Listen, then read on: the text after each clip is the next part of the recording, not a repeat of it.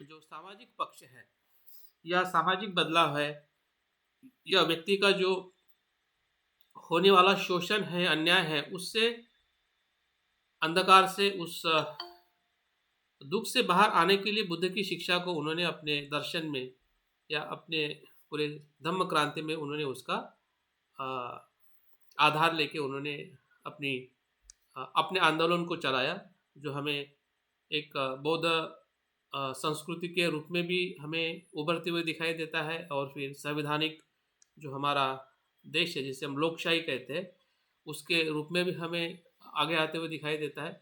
और जो एक संपूर्ण दर्शन है जिसे हम ह्यूमैनिटी कहते हैं, मानवतावाद कहते हैं या मानवीय अधिकार कहते हैं, उसके रूप में भी पूरे भारत में नहीं पूरे विश्व में बौद्ध धर्म एक नई पहचान लेके आगे जा रहा है।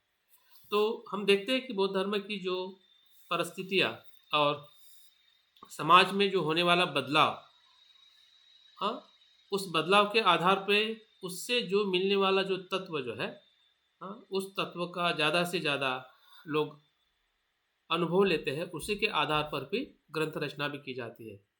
जैसे कि बाबा साहब ने बुद्ध एंड धम्मा लिखा है, तो ये कोई दार्शनिक और बौद्ध धर्म की शिक्षा की जो गहरी शिक्षा नहीं है जो बाबा साहब ने बुद्ध एंड धम्मा में लिखी है, लेकिन बुद्ध की जो मूल शिक्षा है, जो हर एक मनुष्य को समझना ज़रूरी है कि बुद्ध क्या है, कौन थे, कैसे हुए, कैसा उनका जन्म हुआ, कैसा उन्होंने गृह त्याग किया, क्यों किया, या उन्होंने ज्ञान में क्या प्राप्त किया, कौन सी शिक्षा दी, किसको दी, कब दी, धम्म के रूप में, संघ के रूप में, महिला की समानता के रूप में हो, या जातिवाद को नष्ट करने वाले बुद्ध के उपदेश हो, या फिर लोकशाही की जो स्थापना करने वाला उनका जो विचार हो संघ में या उनके पूरे अस्तित्व में। तो इन सभी पहलुओं को बाबा साहब ने बुद्ध के उस सूत्रों से, बुद्ध के उस उपदेश से, बुद्ध धम्म और संघ को एक आधुनिक मनुष्य को जो प्राथमिक तौर पे उसको समझ सकता है कि बुद्ध क्या है, धम्म क्या है और संघ क्या है। उसके बाद में धीरे धीरे वो उसके और गहराई में जाता है कि बुद्ध की शिक्षा किस प्रकार से संसार को देखने के लिए जो बताया हुआ मार्ग है, फिर वो ध्यान का मार्ग हो, चिंतन का मार्ग हो, या संसार से मुक्त होने का मार्ग हो, इन सभी बातों की तरफ हम धीरे धीरे आगे बढ़ते हैं। तो इसी प्रकार से अगर हम अभिधम्म दर्शन को देखें, बुद्ध के महापरिनिर्वाण के बाद और अशोका के समय तक जो हमें संघ में एक उथल पुथल होते हुए दिखाई देती है, तो उस उथल पुथल होने के भीतर कुछ बातें विनय की रही है जो हमें दूसरे संगति में उसके कुछ मूल आधार दिखाई देते हैं, लेकिन उसके बाद में जो संघ में जो दो विभाजन हमें होते हुए दिखाई देते हैं, तो उसके बाद में जो हमें उसी ही संघ में या उसी शाखाओं में और सब विभाजन दिखाई देते हैं, और अशोका के समय आते आते 18 शाखाओं में बौद्ध धर्म हमें बिखरा हुआ दिखाई देता है। तो बिखरने का कारण क्या रहा होगा? उसका कारण यही रहा है कि एक तो बुद्ध की दर्शन को जो समझाने का जो विशिष्ट तरीका है वही एक शाखा बन गई। दूसरा है कि जो एक दर्शन के लोग या एक प्रकार का जो बौद्ध संघ जो है वो इतना दूर दूर रहता था कि वो एक दूसरे से वो विचार विनिमय या अपनी बातों को आदान प्रदान भी नहीं कर पाता। जैसे कि कोई पहाड़ों पे रहते थे, कोई गांव के आसपास में रहते थे, कोई एक जगह पे रहते थे, कोई बहुत दूसरी जगह पे रहते थे, और इसके कारण भी बौद्ध दर्शन की जो भिन्नता जो है, इसके कारण भी बहुत सारा दर्शन किसी जगह के नाम से पड़ गया, किसी के व्यक्ति के नाम से पड़ गया, कुछ उसमें बुद्ध की शिक्षा को समझने की जो नई नई टेक्निक्स है, पद्धति है, उसके आधार पर उसका नाम होते गया। हाँ? और जैसे जैसे हम और थोड़ा अशोका के बाद का समय देखते हैं, तो वहाँ से एक नई सूत्र की रचना का काल हमें पता दिखाई देता है। हाँ? अशोका ने फिर से अपने बुद्ध की मूल शिक्षा को फिर से संकलित करने के लिए, हाँ, मोगलीपुत्र तिस्स के नेतृत्व में बौद्ध धर्म को फिर से शुद्ध करने का प्रयास किया।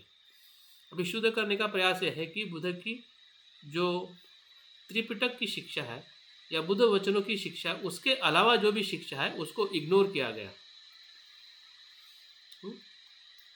उसको इग्नोर किया गया या उसको मूल थेरवाद परंपरा से उसको रिजेक्ट किया गया, जो हमें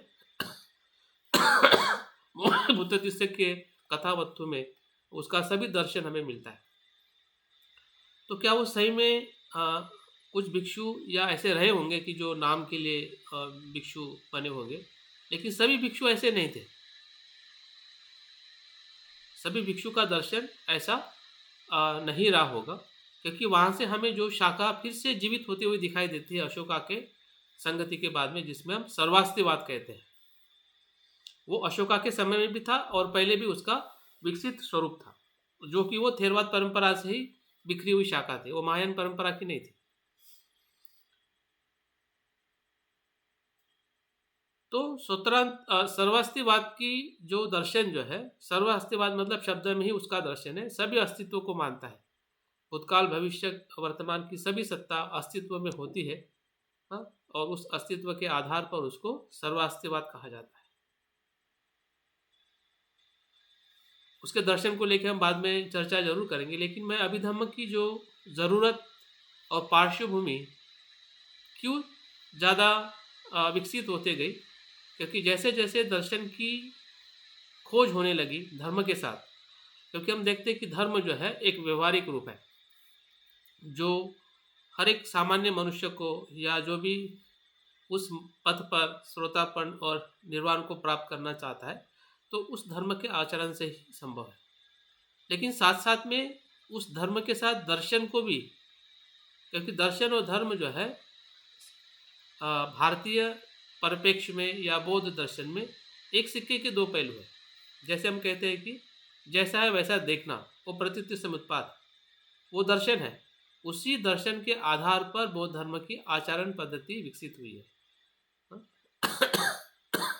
अगर दर्शन नहीं है, कोई दर्शन मिथ्या दर्शन हो सकता है, जिस मिथ्या दर्शन पर भी लोगों ने अपनी परंपराओं को विकसित किया है, जिसे हम बाकी सभी ईश्वरवादी दर्शन हो या फिर अन्य दर्शन जो हो, वो भी दर्शन और धर्म के साथ में चलते हैं।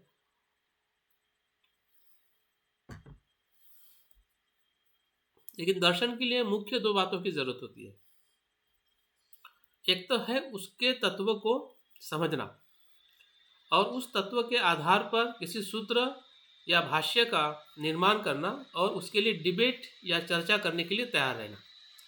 धर्म के आचरण में ये करने की जरूरत नहीं होती है, लेकिन जब आप दर्शन को प्रस्तुत करते हैं, तो उसके ऊपर जो दर्शन लिखने वाला और उसको स्प्रेड करने वाला अपने अनुयायी को भी उस प्रकार से सिखाता है, और इस प्रकार से दर्शन की श्रृंखला जो है वो आगे बढ़ती है। और इसलिए दर्शन के मूल में अगर हम देखते हैं तो हमें कोई एक व्यक्ति या एक आचार्य दिखाई देता है, और उस आचार्य के साथ उसका जो चिंतन है, जो बुद्ध की मूल शिक्षा के सूत्र को एक्सपोज करते हुए, उसका विस्तृत वर्णन करते हुए, या जो उस समय बौद्ध दर्शन को समझने के जो पहलू छूट रहे हैं, जैसे बाबा साहब ने हमें इस आधुनिक जगत में बौद्ध धर्म को कैसे देखना चाहिए, इसलिए हमें 22 प्रतिज्ञाओं के माध्यम से या उनके रचना के माध्यम से हम बताने का प्रयास कर रहे हैं, क्योंकि हम भूल चुके थे, हमसे कुछ छूट रहा था कि विष्णु के अवतार के रूप में बुद्ध को देख रहे थे, हिंदू धर्म के रूप में बौद्ध धर्म को देख रहे थे। तो वो हमारे देखने की या जो बताने वाले जो इतिहासकार रहे हैं या शिक्षा पद्धति रही है, उसके कारण बौद्ध धर्म की बहुत सारी सत्यता जो है वो क्या हो रही थी, उसके ऊपर न्यूरन आ रहे थे, उसके मूल शिक्षा को हाईजेक किया जा रहा था। तो बाबा साहब ने क्या किया, उसको दूर किया और कहा कि ऐसा नहीं, ऐसा देखो। तो अगर इस उदाहरण से अगर हम उस उदाहरण में देखते हैं कि अभिधम्म जो कल हमने या परसों हमने जो अभिधम्म पिटक का जो हमने संदर्भ लेके कुछ बातें हमने देखी, कि बुद्ध के समय से अभिधम्म उनके माता की शिक्षा से प्रारंभ होता है, जो चित्त चैतसिक निर्वाण की बुद्ध जो अपनी माता को देवलोक में जाके शिक्षा देते हैं, विस्तृत शिक्षा देते हैं। अभी विस्तृत में क्या बताया है वो बुद्ध और उनकी माता को पता है, हमें पता नहीं। लेकिन उसका जो सारांश रूप जो है, जो सारिपुत्र को बता के वही अभिधम्म का एक फाउंडेशन कह सकते हैं या मूल स्रोत कह सकते हैं कि ये बुद्ध ने ही बताई हुई शिक्षा है। इसका प्रामाणिकता या उसकी जो प्रामाणिकता जो है हमें बुद्ध ने बताई हुई मातृका जो है उसको मातृका कहा जाता है, कि जिसमें बुद्ध ने मन के कुशल अकुशल और अव्याकृत चित्त का जो वर्गीकरण करके वो सारिपुत्र को बताते हैं, और सारिपुत्र फिर 500 भिक्षुओं को उसका अभ्यास कराते हुए अभिधम्म की जो शिक्षा जो है वो बुद्ध से ही होते हुए पहली संगति हो, दूसरी संगति में उसका रिवीजन नहीं होता, लेकिन तीसरी संगति में पूरी तरह से जो 7 ग्रंथ के रूप में हमने देखा है कि जिसमें धम्म संगनी हो, विभंग हो, ये मुख्य 2 ग्रंथ है जिसमें चित्त चैतसिक की उसकी जो विस्तृत जानकारी जो है उसमें बताई गई है। और उसी के आधार पर 11वीं और 12वीं शताब्दी के आसपास जो अनिरुद्ध नाम के जो बौद्ध महाथेर होके गए हैं, उन्होंने अभिधम्म संघ हो ये भाष्य लिखा है अभिधम्म पिटक पर, क्योंकि ये 7 ग्रंथों को पढ़ना समझना सामान्य लोगों के लिए बड़ा कठिन हो रहा था। और उस समय अभिधम्म के बारे में लोग इतना सामान्य लोग कह सकते हैं या जो जानना चाहते हैं 7 ग्रंथों को एक साथ में पढ़ना या उसके भीतर जो विषय वस्तु है उसको समझना बड़ा कठिन हो रहा था। तो उनके कृति से एक बात हमें पता चल जाती है कि अभिधम्म पिटक का या अभिधम्म फिलॉसफी का मूल जो विषय है वो है 4 परमार्थ, जिसमें हमने उस दिन देखा है कि चित्त चैतसिक रूप और निर्वाण, इन 4 घटकों का 4 विषयों का उसमें संपूर्ण वर्गीकरण या उसकी जो विस्तृत व्याख्या उन्होंने अपने उस ग्रंथ रचना में की है, ताकि हम अभिधम्म पिटक की जो फिलॉसफी है उस ग्रंथ के आधार पर और आसानी से हम समझ सकते हैं। तो मैं जो बात कर रहा था अशोका के समय जो दार्शनिक परंपराएं जो रही है, जैसे कि सर्वास्तिवाद की मैं जो बात कर रहा हूँ, तो सर्वास्तिवाद वो इसलिए प्रसिद्ध हो रहा था क्योंकि उन्होंने सबसे ज़्यादा जो फोकस जो किया है वो अभिधम्म पे किया है। अभिधम्म की फिलॉसफी को उन्होंने मुख्य स्थान दिया है, और उसमें हमें ये पता चलता है कि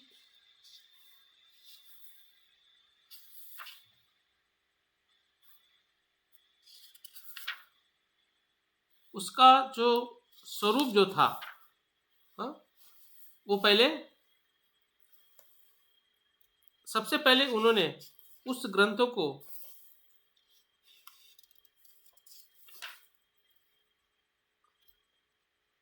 एक विस्तृत रूप में उसका प्रचार प्रसार किया कि बुद्ध की जो मूल शिक्षा जो है वो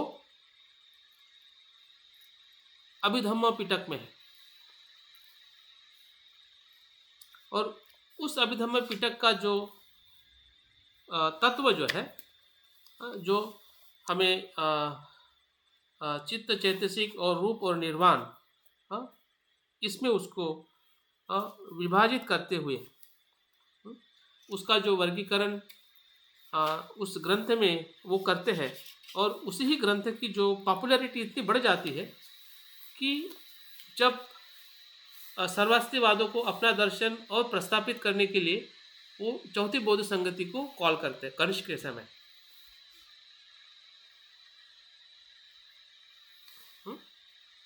कनिष्क के समय यही सर्वास्तिवादी जो है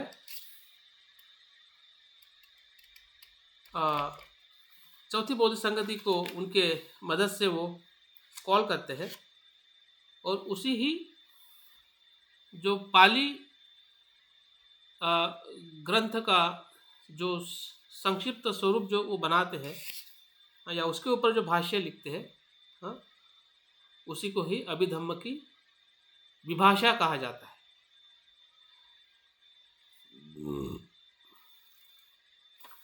विभाषा।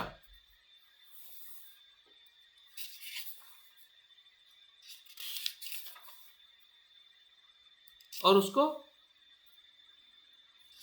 विभाषा कहने के कारण उसको विभाषा भी वाद कहा जाता है, क्योंकि उस समय उस पर विभाषा लिखी गई, इसलिए उसको विभाषावादी भी कहा जाता है।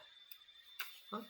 उनके कार्य को लेके भी कभी बहुत कुछ नामकरण होते हुए हमें साहित्य में दिखाई देता है। हाँ?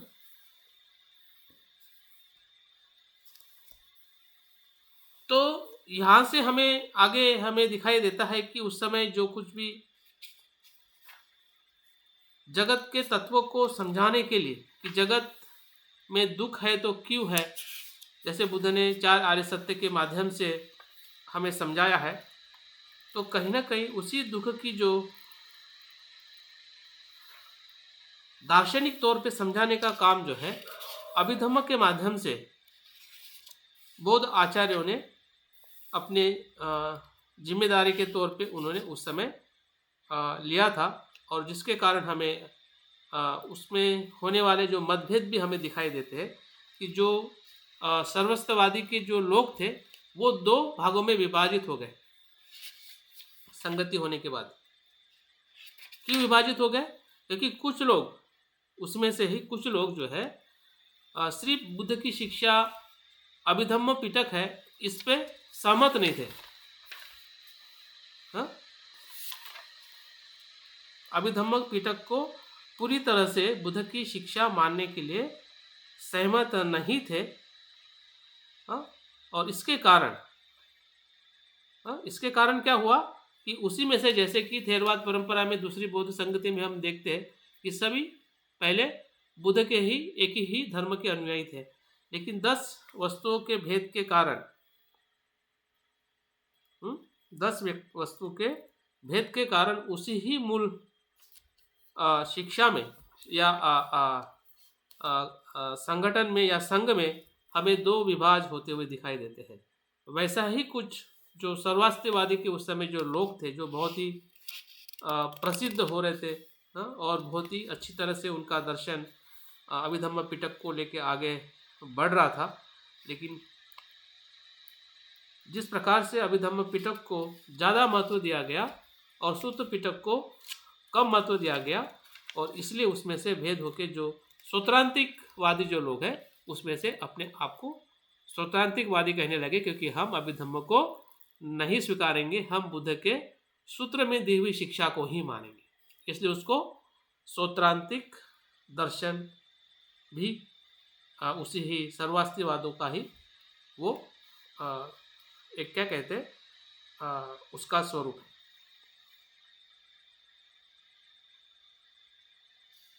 समझ में आ रहा है मैं जो समझाने का प्रयास कर रहा हूँ? हाँ सर, समझ में आ रहा है कि मतलब हमें थोड़ा, क्योंकि इसमें कुछ क्वेश्चन भी बन सकते हैं और आपको लिखने के लिए भी थोड़ा सेंटेंस मिल सकता है कि जब इसके बारे में अगर पूछा जाता है तो इसको आप कैसे डिफाइन करोगे। तो इसमें कुछ बातें मैं पढ़ता हूँ तो ताकि आपको और ज़्यादा समझ में आ सकती है कि दर्शन जो है किसकी बात करता है। अगर हम अभिधम्म दर्शन की बात कर रहे हैं या फिर उसके बाद जो भी बौद्ध दर्शन है, फिर वो माध्यमिक दर्शन हो या योगाचार दर्शन हो, तो दर्शन किसकी बात करता है? मुख्यतः 4 तत्वों की वो बात करता है कि संसार क्या है, सत्य क्या है, असत्य क्या है, निर्वाण क्या है।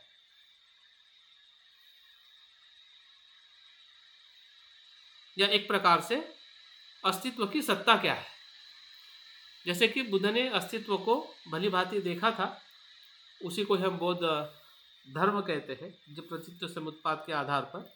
लेकिन बाद में जो इस बात को समझाने के लिए जो बौद्ध आचार्यों ने जो प्रयास किया है उसको भी हम नकार नहीं सकते और हमें उसको कहीं ना कहीं समझने की ज़रूरत है कि उस दर्शन में क्या बातें हुई थी जो हमें अपने आज के दर्शन में बदलाव लाने के लिए या आज के दर्शन के आधार पर बौद्ध दर्शन को स्थापित करने के लिए या बौद्ध आचरण को और परिणामकारक करने के लिए हमें ज़रूरत है। हमें इसलिए ज़रूरत नहीं है कि उन दर्शनों ने कितना उस समय लाभ हुआ या लाभ नहीं हुआ।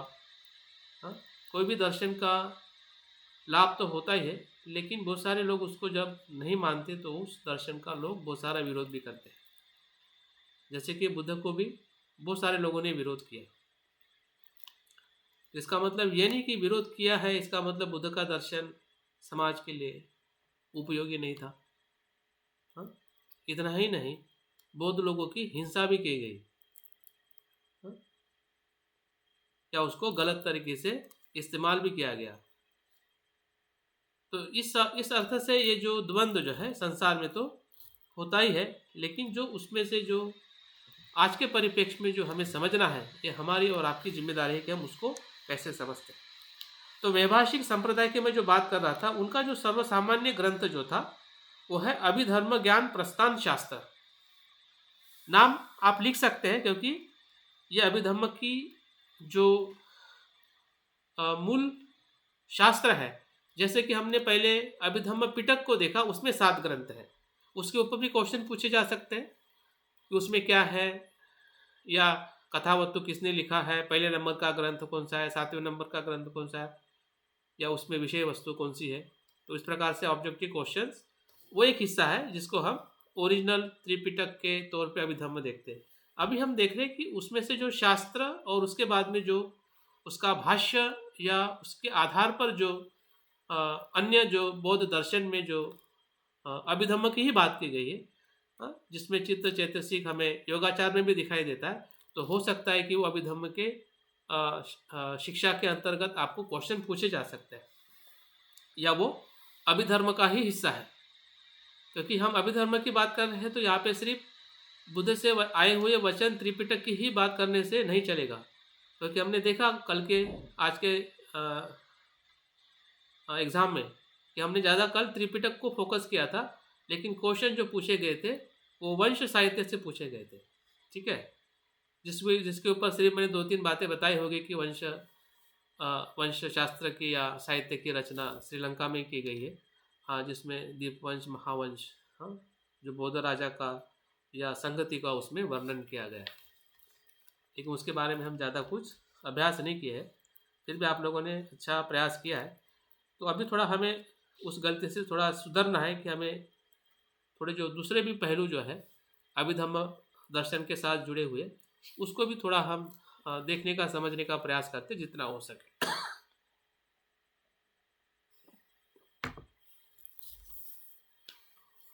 मैं जिसकी बात कर रहा था चौथी बौद्ध संगति की, वो इसमें आपको सुनने को मिलेगा। ध्यान से सुने, आप लिख भी सकते हैं।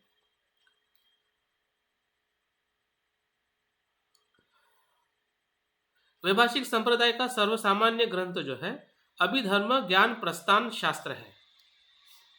इसका कात्यायनी पुत्र ने बुद्ध निर्वाण के 300 वर्ष के पीछे निर्माण किया था। ये माना जाता है कि बुद्ध के महापरिनिर्वाण के 300 वर्ष मतलब अशोका के समय या उसके आसपास में, और ये ग्रंथ बहुत ही पॉपुलर हुआ था, शास्त्र पॉपुलर हुआ था जो कात्यायन पुत्र ने लिखा गया था।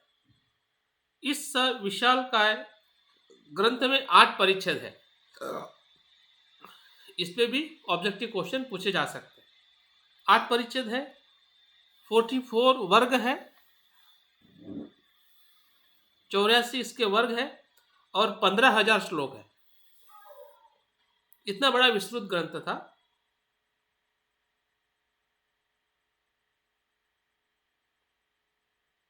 और ये पहली बार, जैसे कि हम कहते हैं कि संस्कृत भाषा महायान दर्शन ने उसका पहली बार उपयोग किया, लेकिन ऐसा नहीं। संस्कृत भाषा जो है सर्वास्तिवादियों ने पहली बार इस्तेमाल की, और ये ग्रंथ जो है संस्कृत में रचा गया था। और इसकी जो मूल जो प्रत जो है आज हमारे पास में उपलब्ध नहीं है, लेकिन 4वीं और 7वीं शताब्दी में जो चीनी प्रवासी आए थे उन्होंने इसका अनुवाद किया हुआ हमें चाइना या चीन में इसका प्राप्त होता है। और आगे की बात जो मैंने इसके पहले ही बताया उसको भी ध्यान से सुन लीजिए। वो है कनिष्क के समय चतुर्थ जो संगति में इस ग्रंथ में अभिधर्म विभाषा शास्त्र के नाम से एक भाष्य ग्रंथ की रचना की गई।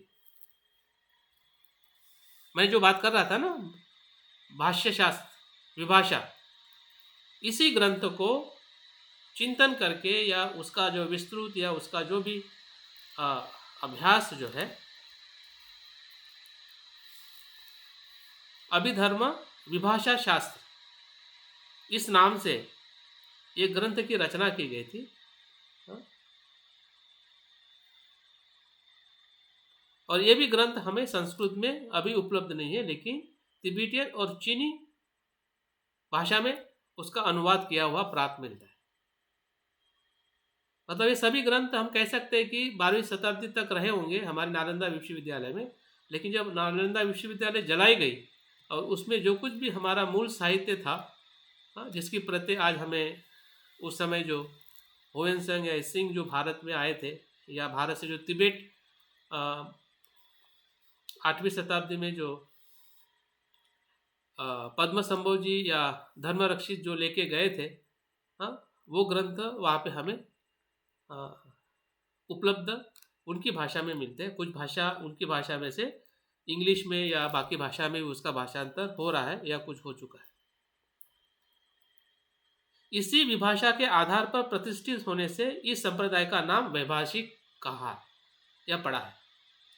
ये सवाल भी पूछा जा सकता है कि किस पंथ को वैभाषिक संप्रदाय या शाखा कहा जाता है।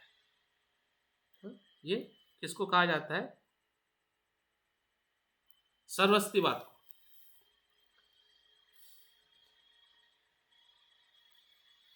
क्योंकि ये सर्वस्तिवाद से ही दो शाखाओं का निर्माण हुआ, एक वैभाषिक और दूसरा सौतांत्रिक, जिसका अभ्यास कुछ हमने बुद्धिस्ट फिलॉसफी में थोड़ा हमने टच किया था, लेकिन मैंने कहा था इसके ऊपर हम अलग से उसके तत्व दर्शन को लेकर हम अभ्यास करेंगे दर्शन के रूप में। लेकिन यहाँ से आप थोड़ा सर ये जो बुक थी अभिधर्म विभाषा शास्त्र थी? नहीं, कनिष्क के समय पहला जो ग्रंथ नाम बताया है ना उसके ऊपर भाष्य लिखा गया इस नाम से। ये भाष्य ग्रंथ है, ठीक है। ओरिजिनल ग्रंथ अभिधर्म ज्ञान प्रस्थान है, ठीक है। हाँ, ठीक सर, ठीक। वो कात्यायनी पुत्र ने लिखा था। समझ में आया?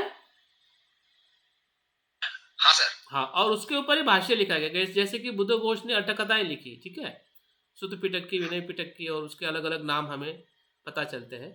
वैसे ही उस समय जो अभिधर्म का इतना पॉपुलैरिटी हो रहा था कि उसका उस समय के जो भी आचार्य जो है वो ज़्यादा से ज़्यादा अभिधर्म के तत्व दर्शन को ज़्यादा से ज़्यादा समझ रहे थे और उसी के ऊपर बहुत सारी रचनाएं या इवन जो संगति का भी उसमें नियोजन किया गया था।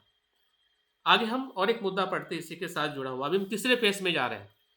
पहला फेस अभिधम्म पिटक का 5-7 ग्रंथों के साथ है। ये दूसरा फेस है कि जो सर्वस्तिवाद का जो विघटन हुआ वैभाषिक और सौतांत्रिक में। सौतांत्रिक जो है अभिधम्म को नकारते हैं, श्री बुद्ध के शुद्ध पिटक को मानते हैं, और वैभाषिकों ने जो अभिधर्म ज्ञान प्रस्थान पर विभाषा लिख के इस अभिधर्म को उन्होंने आगे पढ़ाने वाले लोग हैं या शाखा है जिसको वैभाषिक या सर्वस्तिवादी कहते हैं। इसका तीसरा जो फेस जो है इसके ऊपर भी हमें समझना पड़ेगा, क्योंकि ये भी बहुत महत्वपूर्ण ग्रंथ है जिसका मैं अभी थोड़ा जिक्र करने वाला हूँ। वो है वसुबंधु का नाम। जो वसुबंधु असंग के भाई थे, लेकिन वो पहले जो है सर्वस्तिवाद के वो अनुयायी थे, थेरवाद परंपरा में अनुयायी थे। वसुबंधु के अध्ययन और चिंतन और उनकी जो कुछ भी विद्वत्ता के कारण आखिरी वसुबंधु जो है महायान दर्शन के अनुयायी बनते हैं और वहाँ पे वो विज्ञानवाद की बात करते हैं। यहाँ पे जो उनका वसुबंधु का कंट्रीब्यूशन है, उस ग्रंथ का नाम है अभिधर्म कोश।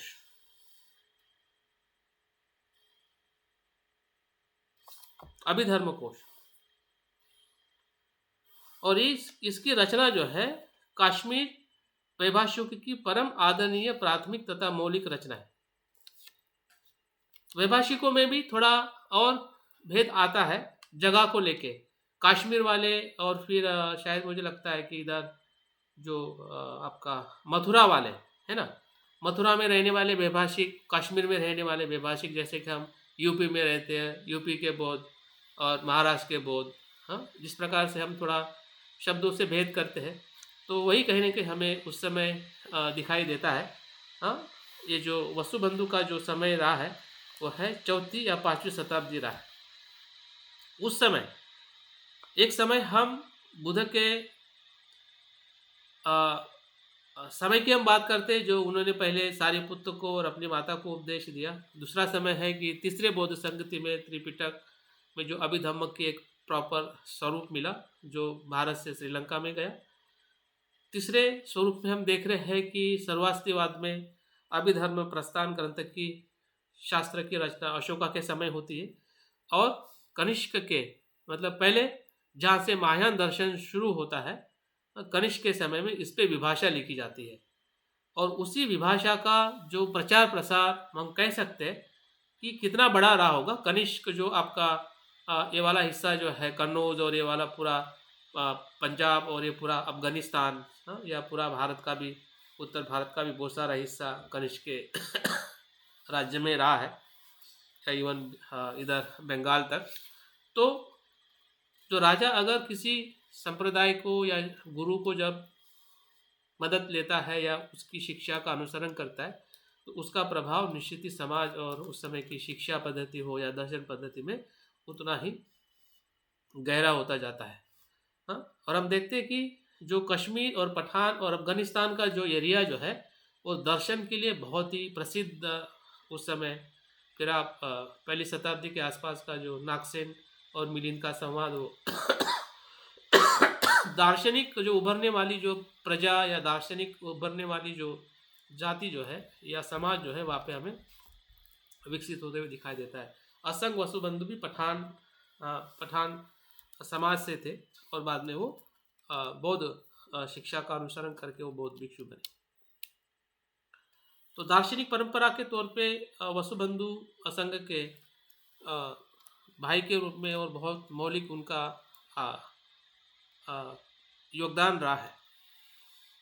तो उनकी रचना के तौर पे भी अभिधम्म कोश जो है ये बहुत ही महत्वपूर्ण रचना है जिसमें इसी के बारे में बात की गई है।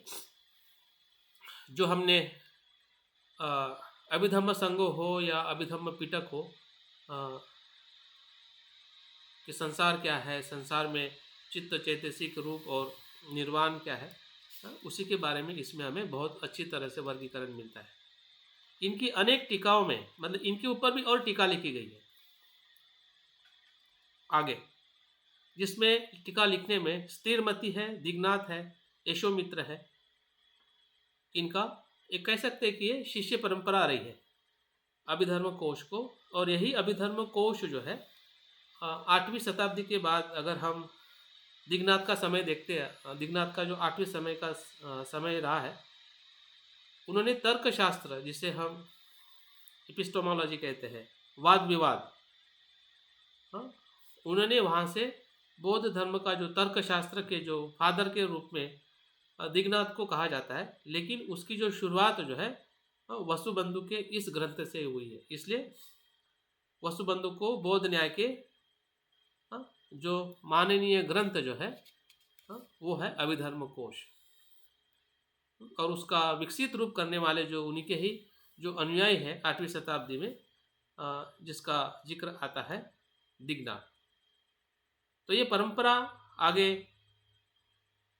जाते हुए हमें इस बात से वाकिफ कराती है कि फिर उसके पैरेलल जो महायान दर्शन से माध्यमिका शून्यतावाद का दर्शन हो 2री शताब्दी के आसपास, या उसके बाद में 5वीं शताब्दी में वसुबंध का जो योगाचार या असंग का योगाचार हो, या वसुबंध ने जो विज्ञानवाद के चित्त मात्रता के ऊपर जो उन्होंने दर्शन लिखा है, बाद में वो महायानी बन जाते हैं और बाद में फिर वो विज्ञानवाद की बात करते हैं, कॉन्शियसनेस ओनली। उसके ऊपर भी हम बाद में चर्चा करेंगे, लेकिन अभी हम अभिधर्म के रूप में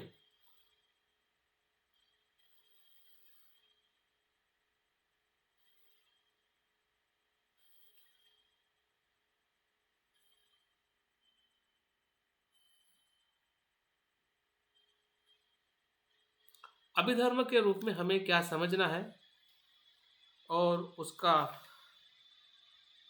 विघटन करने की जो परंपरा जो बुद्ध से जो मातृका में या फिर बाद में धम्म संगति में संगनी में हो, या बाद में थेरवाद परंपरा का दर्शन हो, अभिधर्म कोश हो, तो इन सभी में जो कुछ भी हमें वर्गीकरण करने को मिलता है, तो सभी वर्गीकरण कहीं ना कहीं एक समान ही है, सिर्फ फर्क है संख्या में।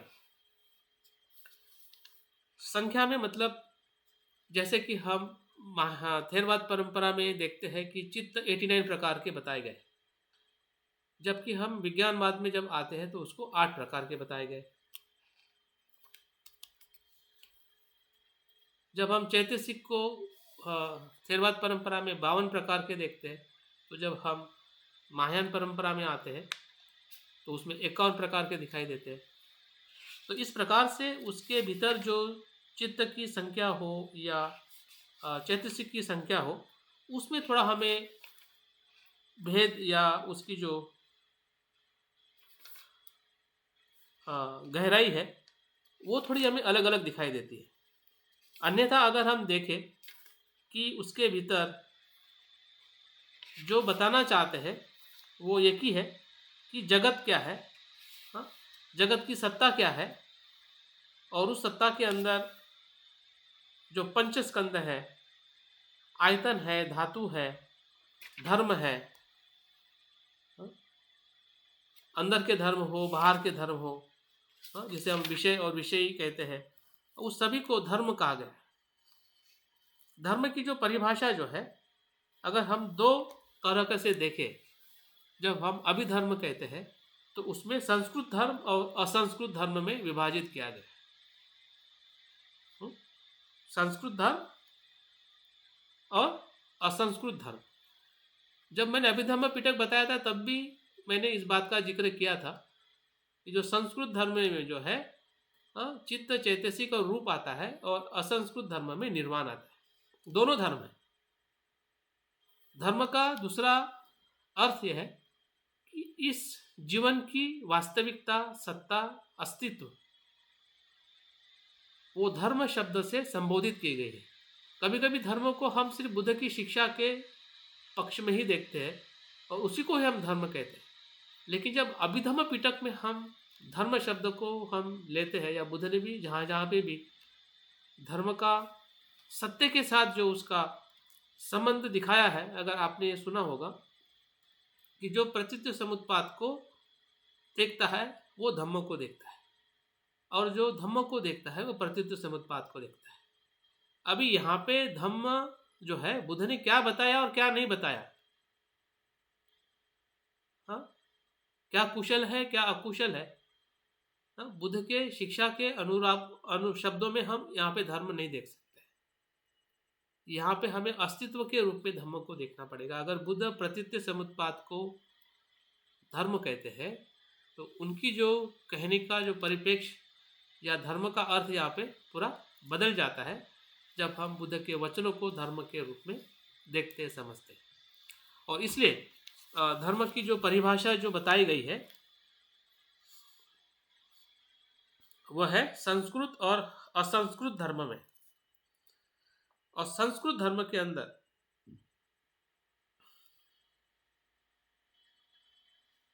जो एक मार्ग जो है संसार की तरफ जाता है, और दूसरा मार्ग जो है संसार से मुक्ति की तरफ जाता है, वो भी धर्म है। मार्ग भी धर्म है। एक मार्ग क्या होता है जो शास्त्रव मतलब आश्रव से युक्त है, और दूसरा जो मार्ग है अनाश्रव का मार्ग है, जिसे हम स्पाइरल पाथ कहते हैं, जो आसक्ति से अनासक्ति में बदलते हुए वो श्रोतापण्य की तरफ जाता है और वो असंस्कृत धर्म को एकरूप हो जाता है।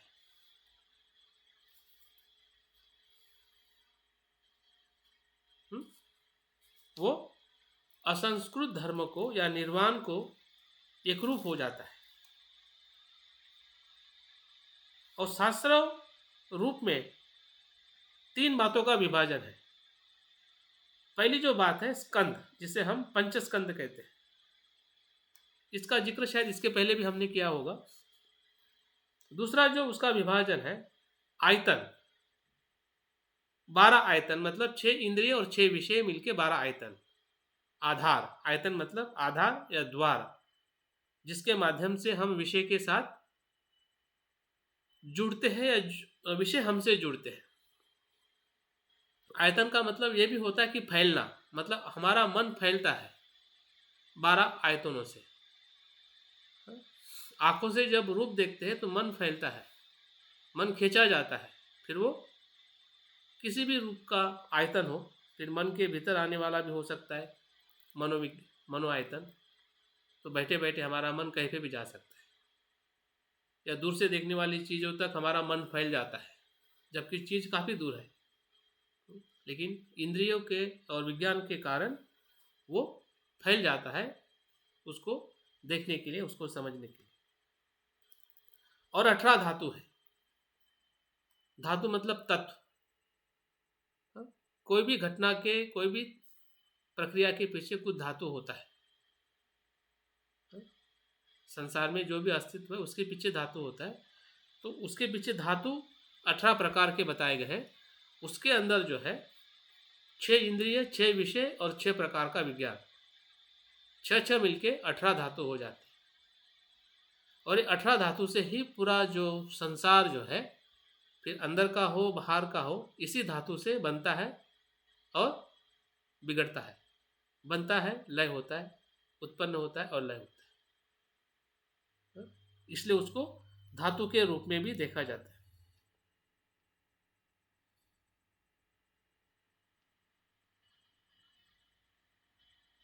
और इधर जो असंस्कृत धर्म के अंदर एक तो निर्वाण है, जिसको निरोध, तीसरा आर्य सत्य के रूप में भी उसको कहा जाता है।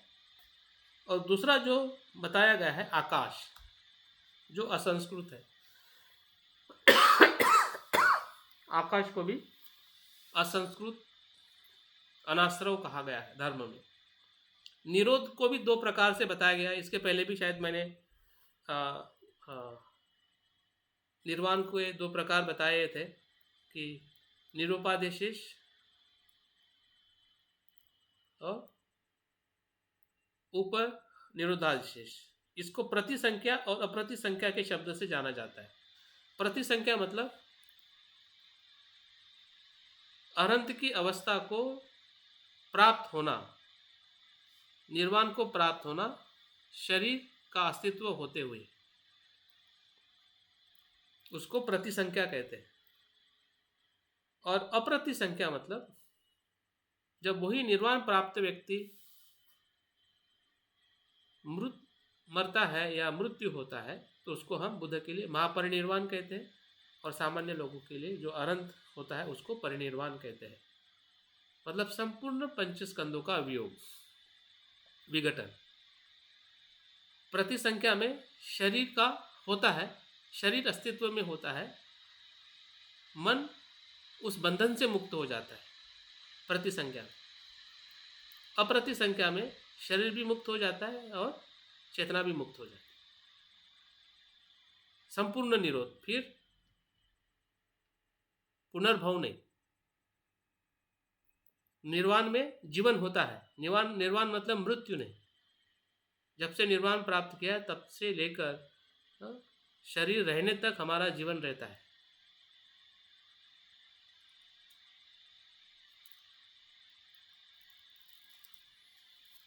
तो इस अर्थ से धर्म को विस्तृत किया गया है, और इसी ही धर्म की जो संख्या जो है, अभी हम आते हैं उसकी संख्या के रूप में। स्थविरवाद में क्या था, 3 दर्शन को हमने देखना है। स्थविरवाद में क्या है, स्थविरवाद मतलब बुद्ध से लेकर जो 7 हमारे अभिधम्म के जो ग्रंथ हैं वहाँ तक स्थविरवाद। सर्वास्तिवाद जो हमने विभाषा को देखा है, उसमें धर्म को किस प्रकार से विभाजित किया गया है और योगाचार में किस प्रकार से विभाजित किया गया है। अभी सिर्फ हम संख्या में देखेंगे, उसके मूल तत्व में हम नहीं जाएंगे, क्योंकि उसमें जाना अभी इतना समय नहीं है और हम समझ भी नहीं पाएंगे। लेकिन जो मैंने अभी बताया है कि धर्म, जो संस्कृत धर्म, असंस्कृत धर्म, शास्त्रव अशास्त्रव, इसमें हमें थोड़ा समझने का, और 2 लाइन इस पर अगर पूछी जाती है, पंचस्कंद के ऊपर पूछा जा सकता है पंचस्कंद क्या है, क्योंकि ये सभी फिलोसॉफिकल अभिधम्म के ही धर्म। शास्त्रों धर्म क्या है, अशास्त्रों धर्म क्या है। शास्त्रों में सभी आप लोभ द्वेष या जो भी उसके मूल क्लेश के रूप में आप लिख सकते हैं। अनाश्रव में जो स्पाइरल पाथ से, जो श्रद्धा से कैसे प्रीति सुख, जो सप्तबोध्यांग है, या फिर उस पद को हम वर्गीकृत कर सकते हैं। लेकिन संख्या में ऑब्जेक्टिव टाइप में अगर क्वेश्चन पूछे जा सकते हैं तो इसकी संख्या को खास याद रखें। तो धर्म में एक आप चार्ट बना लीजिए कि धर्म में हमें जो संस्कृत और संस्कृत धर्म को हम डिफाइन करेंगे। फिर आपने देखेंगे स्थविरवाद में कितने धर्म हैं काउंटेबल, या जो उनका ग्रंथ या उनका दर्शन स्वीकार करता है। सर्वास्तिवाद में क्या है और योगाचार में क्या है। तो ये संख्या के रूप में भी क्वेश्चन पूछे जा सकते हैं, आप उसको समझ सकते हैं। पहले हम बात करते हैं धर्म के असंस्कृत धर्म की। स्थविरवाद में एक ही असंस्कृत धर्म कहा गया जिसे निर्वाण कहते हैं। ठीक है, उनकी संख्या क्या है, 1, और वो क्या है, जस्ट निर्वाण। निर्वाण में भेद हो सकते हैं, जो मृत्यु के पहले और मृत्यु के समय, लेकिन वो काउंटेबल एक ही है।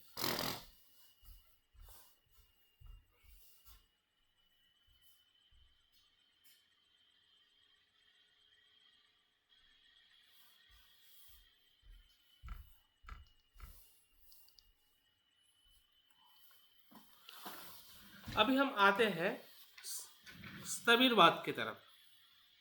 स्थविरवाद में जो असंस्कृत धर्म है वो 3 प्रकार के, जिसमें अभी हमने देखा है कि आकाश को भी मानते हैं और निर्वाण में 2 प्रकार को भी मानते हैं। इस प्रकार से असंस्कृत धर्म जो है सर्वास्तिवाद में 3 प्रकार के।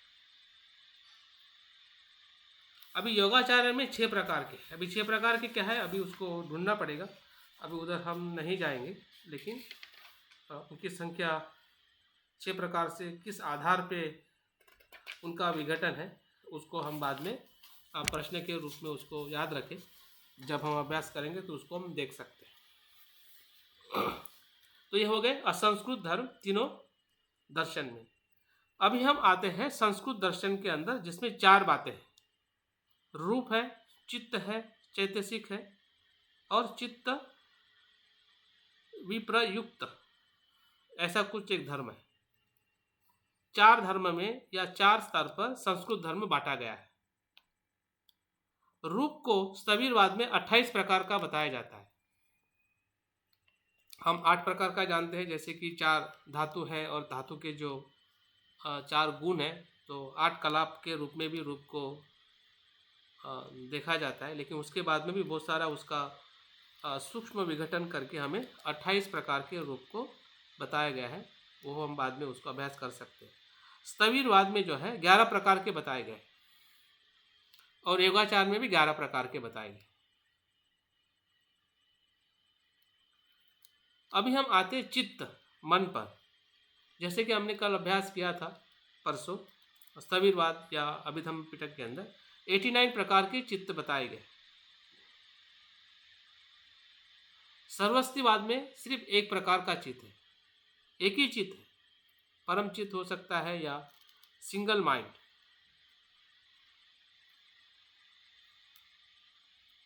वही अलग अलग स्वरूप में बदलता है।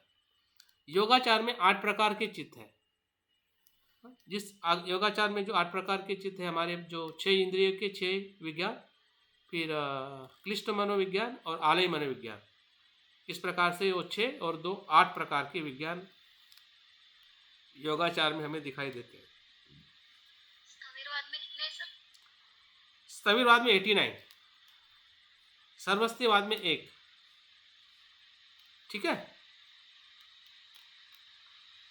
हम चैतसिक की तरफ आते हैं। चैतसिक जो है सर्वस्तिवाद में 52 है, जिसका हमने उस दिन जिक्र किया था, 52। सर्वस्तिवाद में 46 है।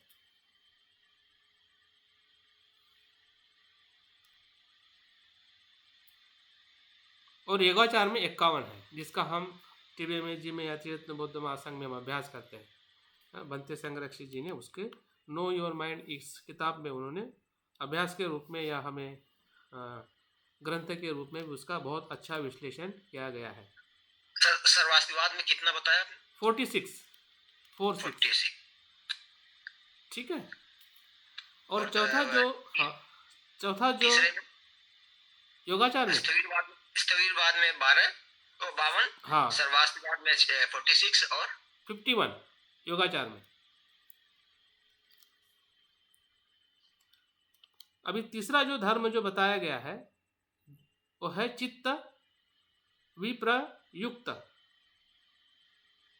हो सकता है कि ये कुछ विशेष प्रकार का धर्म है, चित्त विप्रयुक्त, जो हमें इसमें दिखाई नहीं देता है। स्थविरवाद में 0 है, उसमें उसका जिक्र नहीं किया गया।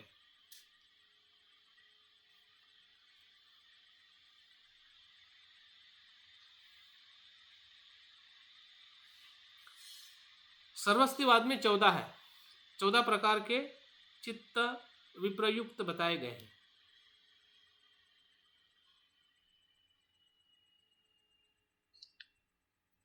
चौदह प्रकार, 14।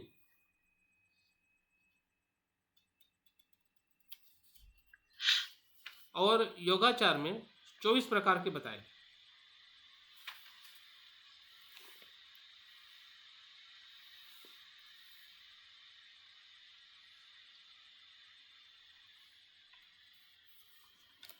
तो इस प्रकार से अगर हम कुल संख्या देखते हैं धर्म की, तो स्थविरवाद में 170 होती है, कुल संख्या के रूप में भी पूछा जा सकता है।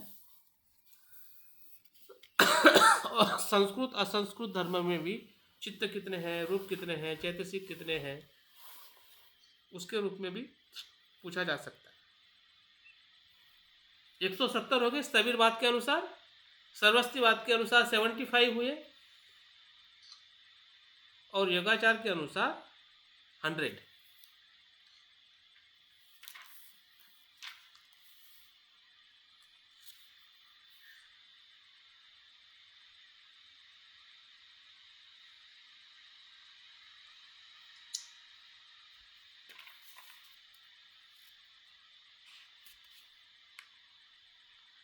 तो एकंदरित अगर देखा जाए कि ये जो अभिधम्म का जो विज्ञानवाद या अभिधम्म का जो दर्शन जो है, बुद्ध के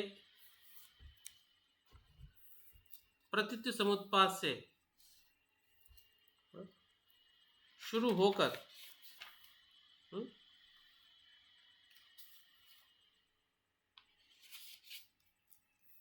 प्रतीति समुत्पाद से शुरू होकर वो उनकी माता के उपदेश तक जाता है, वहाँ से सारिपुत्र तक मातृका के रूप में आता है, और उसी का ही जो संकलन अभिधम्म पिटक में जो अलग अलग जो उसकी व्याख्या करते हुए जो ग्रंथ रचा जाता है उसमें आता है। और वही दर्शन जो है हमें जो प्रसिद्ध और दर्शन की जो शाखा के रूप में जो थेरवाद परंपरा में सर्वस्तिवाद में जो ग्रंथ होता है, उस ग्रंथ का भाष्य लिखकर अभिधर्म शास्त्रों को और ज़्यादा महत्व देते हुए बौद्ध दर्शन की परंपरा हमें आगे जाते हुए दिखाई देती है। और उसी परंपरा के जो महान आचार्य वसुबंधु जी जो है, उस पर भी एक ग्रंथ की एक रचना कर कर उस समय की जो कड़ी जो है बीच में जो छूटी थी, जो पहली शताब्दी से लेके तीसरी चौथी शताब्दी तक, उसको फिर से उजागर करते हुए असंग के समय आते आते और वहाँ से दिग्नाथ तक जो बौद्ध न्याय जो है, तर्कशास्त्र जो हमें विकसित होते हुए दिखाई देता है, उसका जो आधार जो है आधार जो है वसुबंधु की लिखी हुई अभिधर्म कोश की शास्त्र या भाष्य है।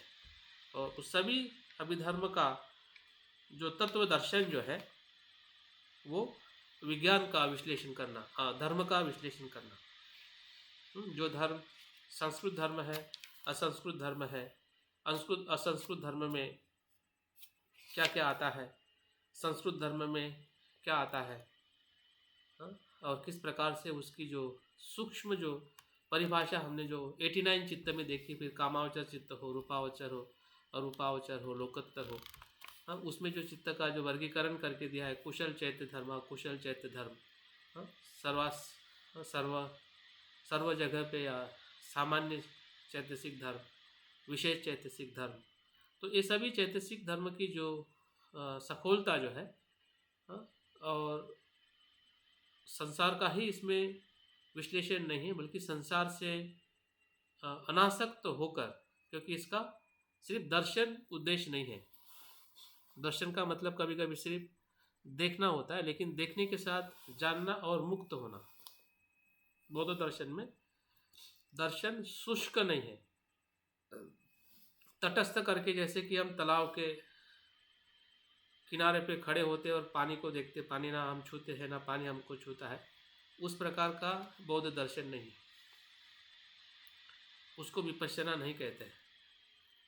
विपश्यना का मतलब उस बहते हुए पानी पे चलते हुए, उसके साथ में रहते हुए भी विमुक्ति के अनुभव में, अनासक्ति के भाव के साथ जब हम विमुक्ति के रस में बहने लगते हैं, वही अभिधर्म की शिक्षा है। क्योंकि अभिधर्म को ही वसुबंधु ने या असंग ने विमला प्रज्ञा कहा है, शुद्ध प्रज्ञा, क्योंकि चित्त की जो सखोलता जो है, वो उसके सखोलता में जाने से ही पता चलती है। चित्त करने से या चित्त को सिर्फ बाहर देखने से या गाथाओं में पठन करने मात्र से उसकी जो सूक्ष्मता जो है, वो ना हम समझ सकते हैं, ना हम महसूस कर सकते हैं कि हम कितने गहरे इस चित्त की श्रृंखला में, जिसे हम संतति कहते हैं। जन्म क्या है? चित्त की संतति ही जन्म है। जन्म क्या है? चित्त की संतति ही जन्म है। तो जन्म को तो हम समझ में आ जाता है कि जन्म हुआ है, लेकिन उस जन्म के भीतर चित्त की संतति है, उसको समझना अभिधम्म का विषय। और वही चित्त संतति पुनर्भव में जाना कैसी जाती है या नहीं जाती है, तो वो कैसी विमुक्त होती है, उसको जानना, वो अभिधम्म। मतलब एक प्रकार से कह सकते हैं कि ये पूरा मनोवैज्ञानिक दर्शन है, जो हमारे खुद के मन को ही हमें खुद देखने का, विश्लेषण करने का हमें मौका लेना पड़ता है, या हमें लेना होगा, तभी जाके हम सही अर्थ में हम अपने चित्त को समझ पाएंगे।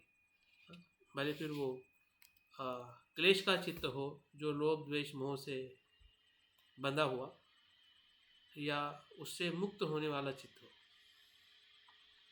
दोनों चित्त का जो तत्व दर्शन जो है, वही अभिधम्म का विषय है, और इसलिए उसको बहुत ही सूक्ष्मता से एक एक पहलुओं को, हाँ, जैसे कि डॉक्टर एक एक पेशी को वो देखता है कि ये नस, ये पेशी, ये क्रिया कैसे घटित हो रही है, और वो जान लेता है कि कहाँ पे सही है और कहाँ पे गड़बड़ है। तो चित्त में प्रवेश करने से या धर्म में प्रवेश करने से हमें भी धीरे धीरे पता चलने लगेगा कि हमारी गड़बड़ी कहाँ है।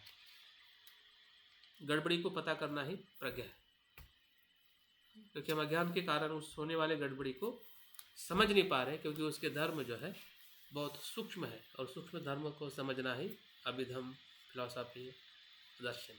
तो मुझे लगता है कि इतनी बात पर्याप्त है। अगर कुछ भी समझ में नहीं आया है या और ज़्यादा समझना चाहते हैं, उसके लिए ज़रूर और हम समय में अच्छा कुछ इसके ऊपर वर्कशॉप करेंगे। लेकिन अभी के लिए आपके कल के एग्ज़ाम के लिए बहुत सारी शुभकामनाएं। जिनका एडमिट कार्ड आया है और जिनका एडमिट कार्ड नहीं आया है उनके लिए भी शुभकामना कि कल तक उनका आ जाए और पूरे के पूरे पेपर वो आपके साथ में शाम तक पूरे करते हुए, हाँ, आपके थैंक साथ यू में सर, बहुत थैंक बहुत यू सर। धन्यवाद।